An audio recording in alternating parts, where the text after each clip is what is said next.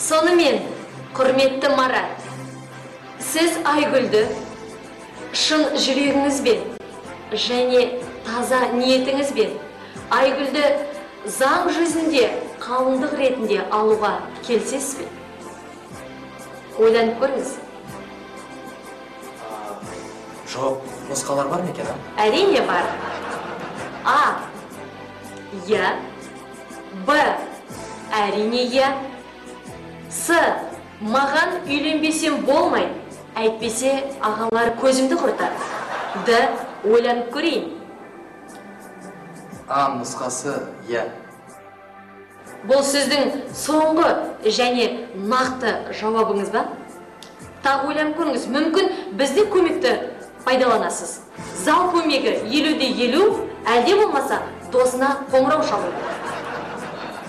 Зал көмегін сұраймын. Залдан көмек. Енді залдың көмегі демекші біздің қарындасымыздың ағалары боламыз. Біздің ойымызша Б нұсқасы әрине я. Себебі мұнайлы қаншама ақшалар кетіп отыр осы тойға. Солай ма, Марат? Солай ма? Б әрине я. Келсем сол нұсқада. Солай сұраймыз. Дұрыс жауап әрине я.